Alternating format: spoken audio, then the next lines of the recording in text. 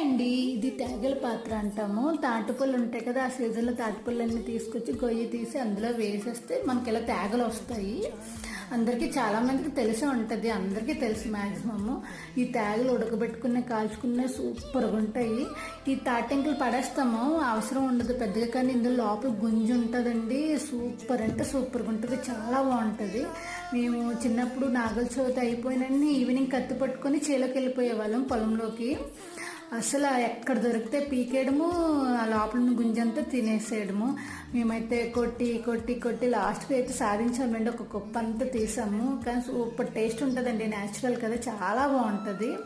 దీన్ని తాటి గుంజ అంటారు, బొడ్డు గుంజ అంటారు, మా దగ్గర అయితే ఎలా పిలుస్తారు, మీ దగ్గర ఎలా పిలుస్తారు. అండ్ చాలా టేస్టీగా ఉంటుంది. మీరు కూడా ఇలాగ పొలాల్లోకి వెళ్ళి తినండి. ప్లీజ్ లైక్ అండ్ సబ్స్క్రైబ్ చేసుకోండి ప్లీజ్.